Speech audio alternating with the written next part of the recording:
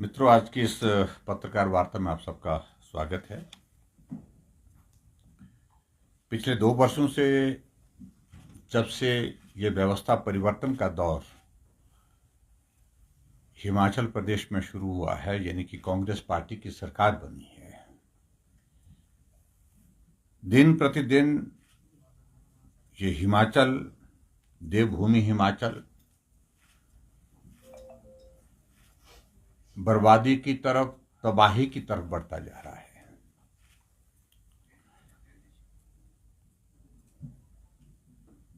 और हिमाचल प्रदेश के संदर्भ में मैं इस बात को जरूर कहना चाहूंगा कि जिस हिमाचल की चर्चा पूरी देवभूमि के रूप में पूरे देश में, पूरे विश्व में होती थी, आज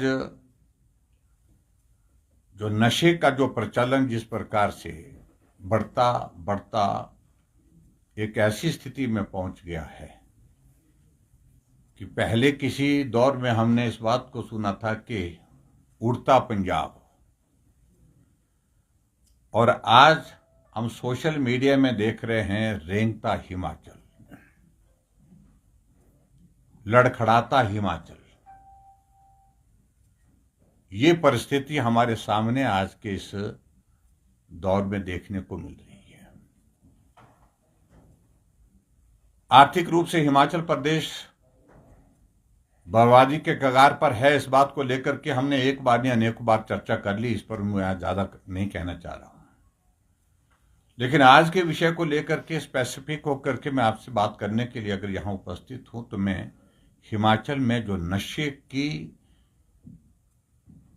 प्रवृत्ति नौजवानों में, जो हमारी जनरेशन नई जो बर्बादी के कगार पर खड़ी हो गई है, इस पर बात करने के लिए आप सबके बीच में हूं।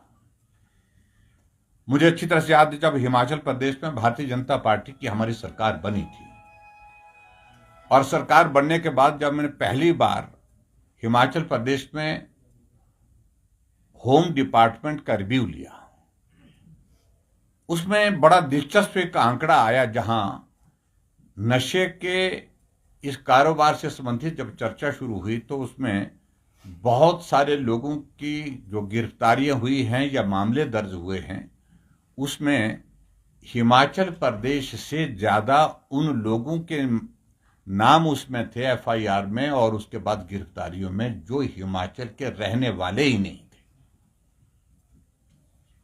हमारे पड़ोस के राज्य में, राज्य का नाम विशेष लेना नहीं चाह रहा हूं, पड़ोस के 2 राज्यों का बहुत ज्यादा नंबर उसमें था, और 2 पड़ोस के राज्यों का आप अर्थ समझ सकते हैं। जब मैंने इस बात को लेकर के अधिकारियों से पूछा कि बाहर के लोगों, दूसरे प्रदेश के लोगों को गिरफ्तार किया है, और वो पैडलर्स थे, धंधा करते थे, कुछ उनमें सेवन भी करते थे, इसकी वजह क्या है? और उसमें मालूम पड़ा कि ये बाहर के राज्य से हिमाचल प्रदेश में लाने का काम, नशे का लाने का काम ये करते हैं, पकड़े जाते हैं, मामला दर्ज होता है, जेल की सलाखों के पीछे इस कारण से है। और फिर उसके बाद हमने एक मैकेनिज्म डेवलप करने की कोशिश की। हम हिमाचल के अंदर प्रयास करते रहेंगे नशे के खिलाफ जो है वो अभियान चलाने की, लोगों को पकड़ने, उन लोगों को जो गलत काम में फंसे हुए लोग हैं, इस प्रकार से उनके खिलाफ कार्रवाई करने के लिए। लेकिन बहुत सारे लोग जो दूसरे प्रदेशों से जो यहां आकर के इस काम को अंजाम देते हैं, उनके खिलाफ कार्रवाई करने का रास्ता क्या निकाला जाए।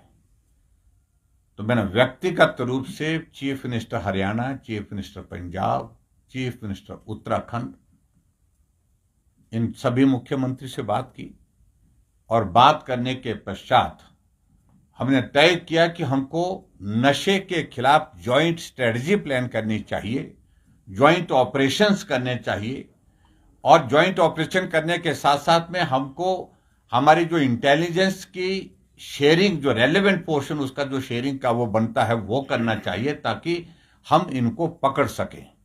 होने क्या लगा, जब हम सख्ती करते थे वो हरियाणा में चले जाते थे, हरियाणा वाले सख्ती करते थे वो पंजाब में चले जाते थे, पंजाब वाले सख्ती करते थे वो हिमाचल चले जाते, उत्तराखंड चले जाते। तो इस कारण से ज्वाइंट स्ट्रेटजी के माध्यम से इनको पकड़ने का अभियान शुरू करना चाहिए।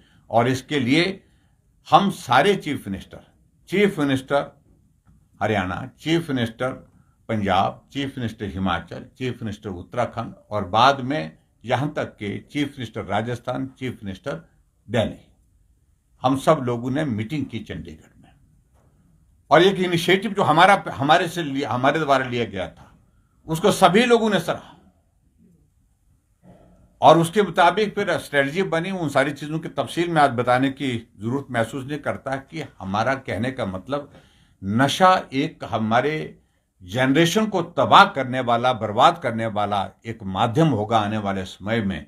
हमारे दुश्मन चाहे देश के अंदर हैं, चाहे दुश्मन देश के बाहर हैं, उनकी स्ट्रेटजी यही रहेगी इस हिंदुस्तान को बर्बाद करने के लिए कि जनरेशन को तबाह किया जाए। और जनरेशन को तबाह करने के लिए सबसे प्रभावी तरीका यही है कि नशे की लत लगाई जाए, नशा सप्लाई किया जाए और उस नशे की जद में जो है नई जनरेशन तबाह हो जाए, बर्बाद हो जाए। मित्रों, आज मैं इस बात को लेकर के मैं जरूर कहना चाहूंगा, मैंने बार बार इस बात को लेकर के विधानसभा के अंदर भी बात कही, बाहर भी बात कही, लेकिन पिछले 2 वर्षों से मुझे याद नहीं अभी तक आ रही है कि कोई हाई लेवल की कोई बैठक मुख्यमंत्री की अध्यक्षता में सिर्फ नशे के निवारण के लिए हिमाचल प्रदेश में नशे से कैसे निपटा जाए और इसके जो चपेट में, नशे की चपेट में हमारी जनरेशन जो बर्बाद हो रही है उसके लिए क्या रास्ते निकाले जाए, इस बात को लेकर के एक बार भी बैठना नहीं हो पाए। ये बहुत बड़ा चिंता का विषय है। अब हम इस बात को आगे बढ़कर के देख रहे हैं। पिछले 2 हफ्ते में हिमाचल प्रदेश में ओवरडोज के कारण 4 युवाओं की डेथ हुई है। इनमें अभी मतलब 2 हफ्ते में, मतलब 15 दिन में ही 4 नौजवानों की डेथ ओवरडोज के कारण हुई है। अगर इसका आधिकारिक आंकड़े की अगर हम बात करें, क्योंकि वो कभी आता नहीं है, क्योंकि बहुत सारे सोशल स्टिग्मा के कारण परिवार के लोग, रिश्तेदार भी जो है वो डिस्क्लोज नहीं करते हैं। अगर परिवार में कोई बच्चा जो है नशे की चपेट में आ गया है, नशे की लत लग गई है, छुपाते हैं, बताते नहीं है। लेकिन इसके अनुसार जो है एक मोटी मोटी जो जानकारी प्राप्त हुई, मोर देन 100 नौजवान यूथ जो है नशे की चपेट में 2 सालों में जो है अपनी जिंदगी खो चुके हैं। यह आंकड़ा ज्यादा भी हो सकता है, लेकिन एक जानकारी के मुताबिक जो है, सब जगह से जानकारी कि गांव में नौजवान था, कोई बीमारी नहीं थी, लेकिन उसकी मृत्यु हो गई। कोई बोलता है कि हार्ट अटैक हो गया, कोई बोलता है जिसको पता नहीं क्या ब्रेन हेमरेज हो गया, कुछ ये हो गया, कुछ कई तरह की बातें कही जाती है, लेकिन हकीकत उसके पीछे और तरह की है। और आज खुलेआम जो नशा कहीं बॉर्डर एरिया तक पहुंचता था हिमाचल प्रदेश के एक जमाने में, एक दौर में, आज दूर दराज के इलाके में जहां आदमी को पहुंचना मुश्किल है, दूर दराज के इलाके में, सुदूर इलाके में जाकर के नशे की खेप पकड़ी जा रही है।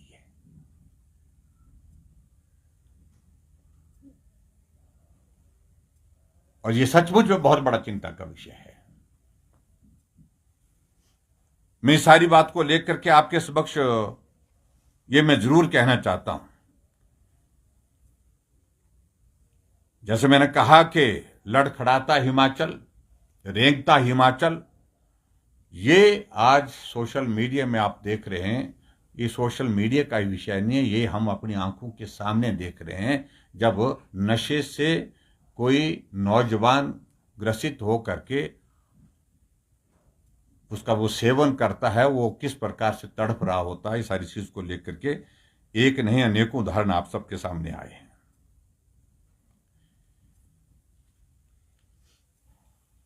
एक साल का आंकड़ा विधानसभा के अंदर आया है। 2023 और से 2024 तक के ओवरडोज के कारण जो है 11 युवाओं की डेथ का ये तो रिकॉर्डेड है विधानसभा की कार्रवाई का।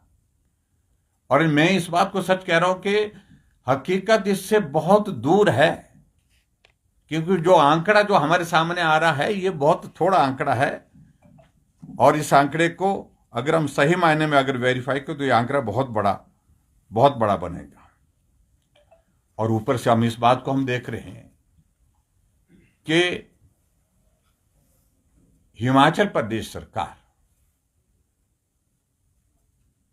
में अभी तक जो सारे मैकेनिज्म हमने डेवलप किए थे जो नशे को रोकने के लिए, वो सारे के सारे बंद कर दिए। और उल्टा हैरानी की बात होती है कि कांग्रेस पार्टी के नेता प्रेस कॉन्फ्रेंस कर रहे हैं और हिमाचल प्रदेश के डीजीपी के ऊपर गंभीर आरोप लगा रहे हैं। ऊना जिला में एक पूरा विधायक जो लोकसभा के लिए प्रत्याशी था, लेकिन सरकार की ओर से ना विधायक को उस बात को लेकर के पूछा जा रहा है, ना डीजीपी को पूछा जा रहा है। और ये हिमाचल जानना चाहता है कि हकीकत क्या है। और जो गंभीर आरोप लगाए हैं वो एक चिंता का विषय है।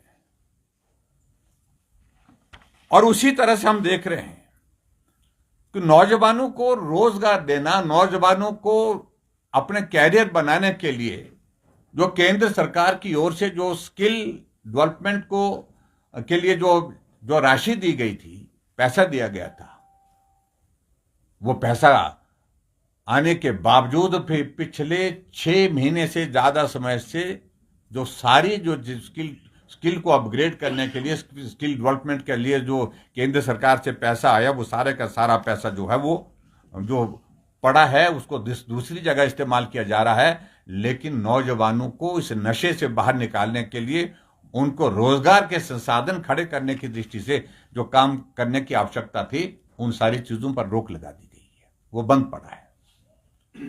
हमने हिमाचल प्रदेश में एक प्रयास किया था कि सीएम हेल्पलाइन के माध्यम से हम हिमाचल प्रदेश में ऐसे नशे के धंधे में जुड़े हुए जो पैडलर्स हैं, दूसरे इस प्रकार से इस तरह के लोग हैं जिनके बारे में जानकारी किसी को प्राप्त होती है, उसकी कंप्लेंट आप 1100 पर कर सकते हैं। और कंप्लेंट करने के बाद उस आदमी का नाम जो है गोपनीय रखा जाएगा, लेकिन पुलिस उसमें कार्रवाई करेगी। तुरंत वो पुलिस को वो कार्रवाई करने जो है आगे नाम दिया जाएगा और उसके अनुसार जो है उसमें जो है वहां पर जो पुलिस की जो लीगल जो कार्रवाई बनती वो की जाएगी। लेकिन पिछले 2 सालों से हिमाचल प्रदेश में सीएम हेल्पलाइन जो 1100 का हम जिक्र करते हैं, वो लगभग बंद है। बंद पूरी तरह से आधिकारिक रूप से नहीं की गई है, लेकिन उसके बावजूद भी उसको बिल्कुल उस तरह से बंद कर दिया गया है, उसका काम सारा समाप्त कर दिया गया है। एक ऐप हमने हिमाचल प्रदेश में शुरू की थी जिसको 50,000 लोगों ने उसको जो है डाउनलोड किया था। उस ऐप के माध्यम से कंप्लीट करने का जो है मैकेनिज्म लगभग 4,000 शिकायतें उसके माध्यम से आई थी हिमाचल प्रदेश में हमारी गवर्नमेंट के दौरान, और जिसमें बहुत जगह कार्रवाई भी की गई, वो भी बंद कर दिया गया। और 2019 में किए थे हमने ये हिमाचल को ड्रग फ्री करने के लिए एक ऐप, जो मोबाइल ऐप जो हमने बनाई थी, वो भी बंद कर दी गई। हमने हिमाचल प्रदेश में नौजवान अपने कारोबार में जुड़े, सरकारी नौकरी देने का काम वो भी किया। उसके बाद हमने सरकारी नौकरी के साथ साथ में हमने हिमाचल प्रदेश में मुख्यमंत्री स्वावलंबन योजना हमने शुरू की थी। इसलिए शुरू की थी, अगर सरकारी नौकरी नहीं मिल पाती है या सरकारी नौकरी लेने के लिए कोई नौजवान इच्छुक नहीं है, अपना कारोबार करना चाहता है, उसके लिए मुख्यमंत्री स्वावलंबन योजना की शुरुआत की थी। और मुख्यमंत्री स्वावलंबन योजना के अंतर्गत जो है हमने हिमाचल प्रदेश में जो है वो बहुत सारा उसमें हमने काम किया। और मुझे इस बात को लेकर के सचमुच में बहुत अफसोस है कि हिमाचल प्रदेश में उस सारे काम को भी इसको भी बंद कर दिया गया। उस योजना को लगभग 4,370 यूनिट हिमाचल प्रदेश में लगे, जिसमें हजारों नौजवानों को रोजगार भी मिला और रोजगार के साथ साथ में अपना कारोबार करने की स्थिति में भी वो उसमें सफल हो पाए। और लगभग उसमें नूरपुर में पुलिस अधीक्षक का, एसपी का ऑफिस जो है वो वहां पर खोला था। और इसलिए उसके पीछे सबसे बड़ी वजह यही थी कि जो बहुत सारे लोग, जो पैडलर जहां पंजाब सख्ती करता था वो यहां हिमाचल में घुस आते थे, हम सख्ती करते थे पंजाब चले जाते, तो उनको पकड़ने में बहुत बड़ी उसमें कामयाबी भी मिली। और इसके साथ साथ में हमने हिमाचल प्रदेश में बड़ा एक अभियान चलाया था कि उस अभियान के अंतर्गत एक हमने एक्ट का भी उसमें इंतजाम किया था कि प्रोविजन उसमें यह था कि नशे की क्वांटिटी, पर्टिकुलर क्वांटिटी तक जो है अगर नशा प्राप्त होता है, सिंथेटिक नशा, तो उसमें बेल हो जाती थी।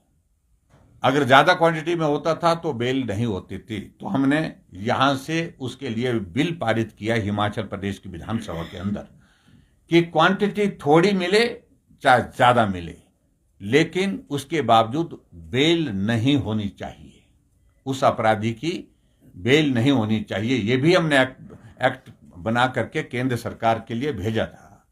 लेकिन अभी तक केंद्र सरकार से उसकी स्वीकृति जो, क्योंकि एनडीपीएस के एक्ट जो है वो केंद्र सरकार के द्वारा जो है वो ही उसकी ये होती है, सारी फॉर्मेलिटीज होती है और उसमें अमेंडमेंट करनी है, तो वो उसमें केंद्र सरकार के अधीन है।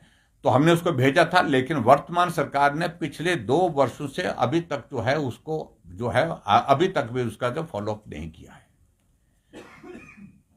और इसके साथ साथ में हिमाचल प्रदेश में हमने एक और भी कदम उठाया था अपनी सरकार के दौरान। वो कदम उठाया था कि अगर कोई नशे की चपेट में, नशे की इसमें जो आदमी आते हैं, जो पैडलर्स हैं, जो रातों रात, क्योंकि ये बहुत इस तरह का एक धंधा बनता जा रहा है, ऐसा धंधा बनता है जिसमें रातों रात लोग जो है वो लखपति हो जाते हैं और कुछ दिनों में, महीनों में वो करोड़पति हो जाते हैं। बड़ी बड़ी कोठियां, बड़ी बड़ी कारें लेकर के वो जो है आपके सामने घूमना शुरू कर देते हैं।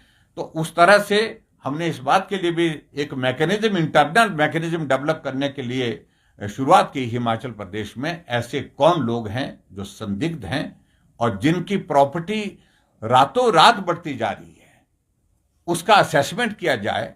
अगर उसमें कोई पैडलर इस प्रकार के जो नशे के कारोबार में संलिप्त हैं, उनकी प्रॉपर्टी को जब्त करने का, नीलाम करने का प्रोविजन भी उसमें हमने साथ में किया था। यह भी हमने सख्त कानून बना करके हिमाचल प्रदेश में एक शुरुआत की थी। लेकिन मित्रों, मुझे इस बात को लेकर के अफसोस है कि पिछले 2 वर्ष के कार्यकाल, जब से हिमाचल प्रदेश में सुख की सरकार है, व्यवस्था परिवर्तन की बातें कहने वाली सरकार है, ये सारी चीजों पर पूर्ण विराम लगा दिया है। आज हिमाचल प्रदेश में नशे का कारोबार इतनी तेजी से बढ़ता जा रहा है, इतनी तेजी से बढ़ करके गांव के इलाकों में, दूर दराज के इलाकों में पहुंच गया है, जिसके कारण हिमाचल प्रदेश की जो हमारी पीढ़ी है वो बर्बाद हो रही है। ना केवल लड़के, उसमें बच्चियां भी उसमें शामिल हो रही हैं। ये सबसे बड़ा चिंता का विषय है और ये पूरे हिमाचल प्रदेश की चिंता का विषय है। लेकिन अभी तक हम इस बात को देख रहे हैं कि सरकार अभी तक इस सारे मामले को लेकर के संज्ञान नहीं ले पा रही है। रूटीन की कार्रवाई में जहां जो चीज पकड़ी जाती है, थोड़ा बहुत उस सारी चीज को लेकर के कार्रवाई पिछले दिनों में होने लगी है। लेकिन मेरा इसमें जरूर है, मैं सरकार के समक्ष इस बात को लेकर अपनी पार्टी की ओर से भी ये जॉइंट अभियान हम सबको चलाना चाहिए। सत्ता पक्ष को, विपक्ष को मिल करके भी इसमें काम करने की आवश्यकता है, तो मिल करके काम करना चाहिए। और ऐसी शुरुआत करने के लिए मुख्यमंत्री शुरुआत करें। मैं आदरणीय महामहिम राज्यपाल महोदय जी का हृदय से आभार व्यक्त करता हूं।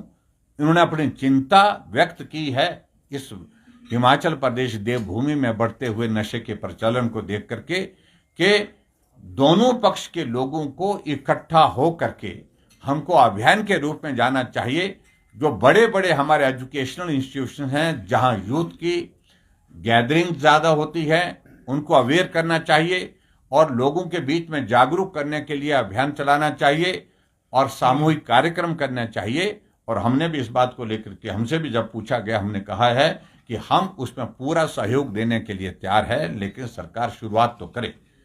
लेकिन मैं इतना जरूर कहना चाहता हूं, अगर सरकार शुरू नहीं करेगी, भारतीय जनता पार्टी अपने स्तर पर भी हिमाचल प्रदेश में नशे के खिलाफ अभियान चलाने के लिए आने वाले समय में योजना बनाएगी और कार्यक्रम तय करेगी और नौजवानों के बीच में कैंपसेज में जाकर के अवेयरनेस, और उसके साथ साथ में जो हमारे ग्रामीण क्षेत्रों में जो महिला मंडल है, सेल्फ हेल्प ग्रुप्स हैं, युवक मंडल हैं, उनके बीच में भी जाकर के जागरूकता के इस काम को करने की दिशा में कदम उठाएगी। मित्रों, मुझे आज सिर्फ इस सारे विषय को लेकर के आपके समक्ष में यही कहना था प्रमुख रूप से, क्योंकि इस देवभूमि हिमाचल को बचाना ये हम सब का दायित्व है और इस दायित्व का निर्वहन करने के लिए हमारी आने वाली जनरेशन, आने वाली पीढ़ी इस नशे के सेवन से कैसे बचाई जा सके, इसके लिए काम करने की आवश्यकता है। इतने ही मुझे आज की इस पत्रकार वार्ता में आपके सामने इस विषय के माध्यम से बात कहनी थी। धन्यवाद। Thank you. नशा हर विधानसभा क्षेत्र में है। वहाँ के माननीय विधायक चाहे सत्ता पक्ष में या विपक्ष में हो, वो घर घर वोट देने के लिए आते हैं। उनको पता है कितना वोट किस घर से आता है, तो उनको ये भी पता है कि किस घर के लोग पेडलर हैं, कौन नशा का सेवन करता है और कौन बेचता है। तो इस पर आज तक अंकुश क्यों नहीं लगा, चाहे सरकार बीजेपी की हो या कांग्रेस की हो? हिमाचल बदहाल होता जा रहा है, क्या कहेंगे? नहीं, मैं निश्चित रूप से मैं ये कह रहा हूं कि अब तो इन सारी चीजों को लेकर के अभियान चलाने की आवश्यकता है। सारा काम छोड़ करके, चाहे सत्ता पक्ष है का विधायक है, चाहे वो हमारा विपक्ष का विधायक है, चाहे वो जनप्रतिनिधि के नाते पंचायत का चुना हुआ प्रधान है, बीडीसी मेंबर है, जिला परिषद का मेंबर है, सबको इस अभियान में जुटना चाहिए और इस नशे के कारोबार को रोकना पड़ेगा ताकि आने वाले समय में पीढ़ी बच सके। सर, नशे से पीड़ित युवाओं के लिए नशा मुक्ति केंद्रों का मैकेनिज्म आप नहीं डेवलप कर पाए और मौजूदा सरकार भी नहीं डेवलप कर पाई, क्या कर रहे हैं? नहीं, देखिए, इसमें हमने इस दिशा में कदम उठाए हैं। ऐसा नहीं है कि हमने शुरुआत की और शुरुआत करने के साथ साथ में कुछ जगह हमारी ये शुरुआत अच्छी इसमें चली, क्योंकि नशे का सेवन करने वाला उसको फिर ऐसे ही हम छोड़ दें कि अब तो ये नशेड़ी हो गया और इसको हम छोड़ दें, तो स्वाभाविक रूप से वो बर्बाद ही होगा और उसको वापस लाने का कोई रास्ता नहीं। नशे की लत लग गई, लेकिन उससे उसको वापस लाना, रिहेबिलिटेट करना, उस सारी चीज़ को, ये बहुत आवश्यक है। और उस दृष्टि से मुझे लगता है कि हिमाचल प्रदेश में काम करने की और आवश्यकता है। हमारी सरकार के दौरान इस दिशा में प्रयत्न हुए, लेकिन और ज्यादा प्रयत्न करने की आज की आवश्यकता महसूस होती है। नशे को लेके कुछ पुलिस वालों के भी नाम बीच में आ रहे, नेताओं के भी नाम आ रहे बीच में, तो इसको लेके कोई भी, चाहे नेता है, चाहे कोई पुलिस का कर्मचारी है, चाहे अधिकारी है, कानून के मुताबिक सख्त कार्रवाई होनी चाहिए, सख्त कार्रवाई होनी चाहिए इनके खिलाफ, सबके खिलाफ। इस चीज की इजाजत ही नहीं दी जा सकती है। सर, जिस प्रकार से हिमाचल प्रदेश में बेरोजगारी का स्तर है वो बढ़ रहा है और ऐसे में जो भर्तियां हो रही है, उसको लेकर क्या कहना चाहेंगे कि जो आम युवा है वो कहाँ जाएगा? नहीं, देखिए, यो एक विषय है। देखो, अनएम्प्लॉयमेंट ये एक बहुत बड़ा विषय है ही है। मैं स्वाभाविक रूप से इस बात से मैं सहमत हूँ। फ्रस्ट्रेशन यूथ के बीच में बेरोजगारी के कारण तो वो तो होती ही है और वो आज भी है, पहले भी रही है, इसमें तो दो राय नहीं है। इन सारी चीज़ों को लेकर के हमको रोजगार के साधन कैसे खड़े कर सकें, मैं इस बात को लेकर के हैरान हूँ। आंकड़े में देखता हूँ, बड़ा विचित्र लगता है। हिमाचल प्रदेश सरकार सत्ता में आने के बाद कुछ दिन पहले तक आंकड़ा कह रही थी कि हमने 20,000 लोगों को, नौजवानों को नौकरी दे दी। फिर आंकड़ा पहुंचा 31,000 और 31,000 आंकड़ा एक हफ्ते पहले था। अब जाकर के वो आंकड़ा 42,000 पहुंच गया। 10,000 नौकरियां जो है एक हफ्ते में दे दी। ये तमाशा ही है एक तरह का। जो हकीकत है वो सामने रखनी चाहिए। अब कितना विपक्ष को कितना कोसते रहेंगे ये सारी चीजों को लेकर के। मैं जरूर कहना चाहता हूं कि भारतीय जनता पार्टी की सरकार के दौरान में सरकारी नौकरी निकालने का हमने पिछले सरकारों के सारे रिकॉर्ड तोड़े हैं। लेकिन उसके बाद जो जहां भर्ती में जो गड़बड़ी हुई उसमें हमने कार्रवाई की है। अब कार्रवाई के बाद में सीधी इसका पुलिस भर्ती में अगर पेपर लीक हुआ तो पेपर जो है कुछ घंटे के बाद जो है वो कैंसिल किया गया, नए सिरे से पेपर जो है वो हमने उसमें उसी शेड्यूल में हमने ये एग्जाम करके जो है वो पूरा किया, और जो एसआईटी कॉन्स्टिट्यूट करके जो दोषी थे उनके खिलाफ एफआईआर की और सीबीआई को केस रेफर किया। एक्सट्रीम स्टेप लिए हमने। लेकिन हिमाचल प्रदेश में आप वर्तमान में सरकार को देखिए, हजारों लोग जो नौकरी में लगे वो तो बेघर कर दिए। फ्रस्ट्रेशन कैसे नहीं बढ़ेगा? जिन बच्चों ने एग्जाम दे रखे हैं 2 सालों से उनके रिजल्ट नहीं निकल पाए। उसमें अगर कोई दोषी था, एक आदमी दोषी था, एक क्लर्क दोषी था, उनके खिलाफ जो कार्रवाई करनी चाहिए वो कार्रवाई करने के लिए हमने कहा कि आप करिए कार्रवाई। कौन मना कर रहा है उस सारी चीज के लिए? उसमें तो कोई क्लर्क दोषी था, लेकिन इस सरकार, वर्तमान सरकार में एक भर्ती हुई अभी हिमाचल प्रदेश की विधानसभा की, उसमें तो बड़े बड़े लोगों के नाम आ रहे हैं। इस पर क्या कहना है? तो फ्रस्ट्रेशन क्यों नहीं होगा? फ्रस्ट्रेशन निश्चित रूप से जनरेशन के बीच में, नई जनरेशन के बीच में होगा। अगर वहां पर हमीरपुर के बारे में भाषण देते रहते हैं, ये सारे लोग भाषण इस तरह से देते रहते हैं, लेकिन उसमें दोषी जो है वो बहुत नीचे के स्तर पर जो कोई एक कर्मचारी दोषी था। यहां तो बड़े लोगों के नाम आ रहे हैं। पहली भर्ती में, एक भर्ती हिमाचल प्रदेश में 2 साल के कार्यकाल में हुई और उसमें बड़े लोगों के नाम आ रहे हैं। इसका जवाब मांगता है ये हिमाचल, लेकिन जवाब देने की स्थिति में नहीं है।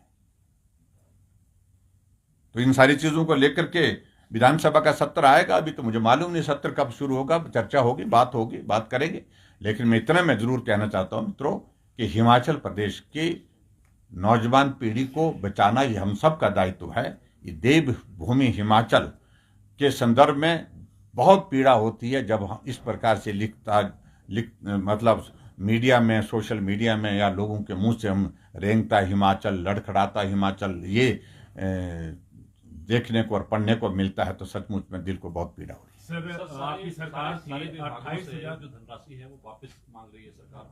छोटे छोटे जो डिपार्टमेंट है उनसे भी पैसा जो है वो वापस लिया जा रहा है। देखिए, मैं आज मैं देखो, मैंने कहा कि एक तो आर्थिक संकट हिमाचल प्रदेश में जिसमें सारे काम बंद कर दिए गए हैं।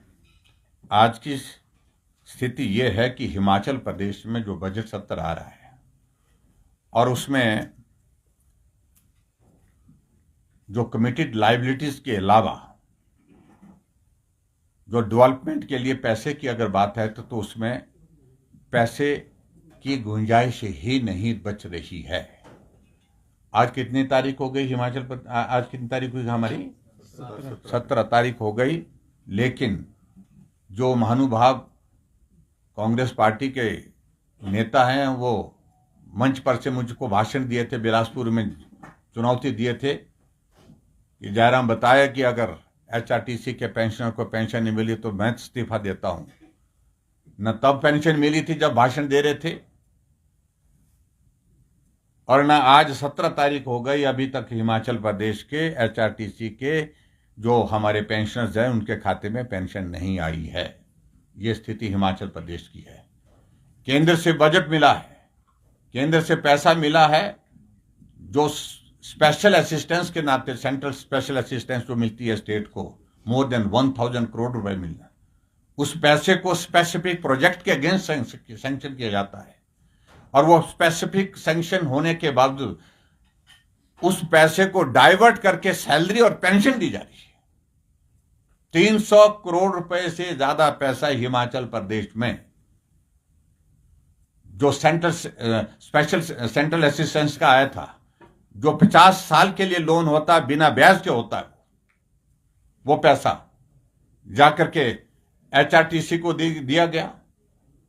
तो ट्रांसपोर्ट डिपार्टमेंट के लिए 300 करोड़ के लगभग दिया गया, और उसके बाद जो है वो आगे जो है उसके लिए आईडीबी के लिए इंफ्रास्ट्रक्चर डेवलपमेंट बोर्ड को दिया गया। और वहां से रिलीज करके पैसा जो है सैलरी और पेंशन में बांट दिया गया। ये रिकॉर्डेड फिगर्स हैं, मैं बात कर रहा हूं। आज हिमाचल प्रदेश में यह स्थिति है कि 650 करोड़ रुपए से ज्यादा लायबिलिटी जो स्टेट का शेयर बनता है रेलवे के लिए देने के लिए, रेलवे बोर्ड के चेयरमैन ने चीफ सेक्रेटरी को चिट्ठी लिख दी है कि आप अपना पैसा, अपना शेयर जमा करिए, नहीं तो हमको प्रोजेक्ट का काम बंद करना पड़ेगा। यह स्थिति हिमाचल प्रदेश में है। मैं इस बात से सहमत हूं हिमाचल प्रदेश में कि आर्थिक संकट पहले भी रहा, लेकिन ऐसी स्थिति कभी नहीं आई। जो आज ये बात भाषण देते हैं, बार बार भाषण देते हैं, बार बार बोलते रहते हैं, क्या इन्हें मालूम नहीं था? क्या जो कांग्रेस के नेता जो मुख्यमंत्री बने हैं, उप मुख्यमंत्री हैं, जो मंत्री हैं, उनको मालूम नहीं था कि हिमाचल प्रदेश की आर्थिक स्थिति कैसे है? अगर मालूम थी तो यह गारंटियां 10 गारंटी देने, सत्ता को हासिल करने के लिए वो गारंटी तो दे दी। उस वक्त मालूम नहीं था कि हमको ये गारंटियां पूरी करनी मुश्किल होगी। गारंटियां पूरी करेंगे तो हिमाचल प्रदेश में हम कर्मचारियों की सैलरी नहीं दे पाएंगे। अब मंत्री जाकर के बोल रहे हैं ओपीएस की जगह यूपीएस को लागू करना चाहिए। ये हालात हिमाचल प्रदेश सरकार के हैं। और उस वक्त जब हम सारी बातें सरल भाषा में जो बातें कह रहे थे वो समझ में नहीं आ रही थी। आज हिमाचल प्रदेश का कर्मचारी कह रहा है, जिसके बारे में बोलते थे कि हम बहुत हितैषी हैं, बहुत उनका भला चाहने वाले हैं, वही उनके खिलाफ 2 साल के कार्यकाल में सड़कों पर आ गए। तो इसलिए मैं सिर्फ इतना कहना चाहिए। आज का मेरा विषय बहुत स्पेसिफिक है, लेकिन ये सारे विषयों को लेकर के बाद में बात करेंगे। आपकी सरकार थी, मुख्यमंत्री थे, धर्मशाला में एक बहुत बड़ा इन्वेस्टर मीट हुआ था, 10,000 करोड़ का एमओयू साइन हुआ था। कयास ये लगाया जा रहा था कि हजारों लाखों की संख्या में रोजगार डेवलप होगा। धरातल पर आज भी कुछ नहीं दिख रहा है। आपकी सरकार चलेगी, वर्तमान सरकार ने क्या इनिशिएटिव लिया? कुछ जानकारी विपक्ष के नेता होने के नाते कुछ नहीं। देखो, मैंने इस बात को लेकर के जो इन्वेस्टर मीट की थी उसमें हमारे उस वक्त एमओयू साइन हुए थे। एमओयू साइन होने के बाद फर्स्ट ग्राउंड ब्रेकिंग उसमें हो गई थी 13,500 करोड़ रुपए की, जो हम अमित शाह जी के उसमें से मेजॉरिटी प्रोजेक्ट जमीन पर उतरने के बाद उसमें से शुरू हो गए।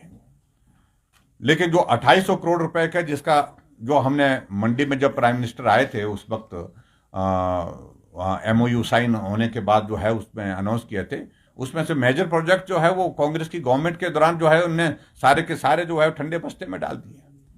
जो भी इन्वेस्टर आ रहा है हिमाचल प्रदेश में उसको डिस्करेज किया जा रहा है। हिमाचल प्रदेश की इंडस्ट्री 2 दिन पहले जाकर के इंडस्ट्रियलिस्ट हिमाचल प्रदेश में मुख्यमंत्री को मिले 46% इंक्रीज इन जो है पावर टैरिफ में पिछले 2 साल के कार्यकाल में, जो आज से पहले कभी नहीं हुई है। और उन्हें हाथ जोड़ करके कह दिया कि हमारी परिस्थिति ऐसी है, जो स्टील इंडस्ट्री के लोग जो मिले थे, कि अब हम या तो हमको काम बंद करना पड़ेगा, और उन्हें असमर्थता जाहिर कर दी कि जो बिजली का जो बिल जो है, हम इस बिल को देने की स्थिति में नहीं है जिस तरह से इंक्रीज की है। और वो जा रहे हैं, हिमाचल प्रदेश छोड़ करके जा रहे हैं। जिस एक बात को लेकर के इंडस्ट्री हिमाचल प्रदेश में आती थी कि अश्योर्ड पावर सप्लाई यहां पर मिलेगी और सस्ती पावर सप्लाई हिमाचल प्रदेश में मिलेगी, इस बात के लिए यही एक अट्रैक्शन हिमाचल प्रदेश के पास था, वो समाप्त कर दिया। हमसे सस्ती बिजली पंजाब दे रहा है, हमसे सस्ती बिजली उत्तराखंड दे रहा है, हमसे सस्ती बिजली हरियाणा दे रहा है, उत्तर प्रदेश दे रहा है। ये स्थिति के कारण इंडस्ट्री हिमाचल प्रदेश से बाहर निकलने की स्थिति में हो गई है, बाहर जाने के लिए विवश हो गई है। Thank you please, thank you.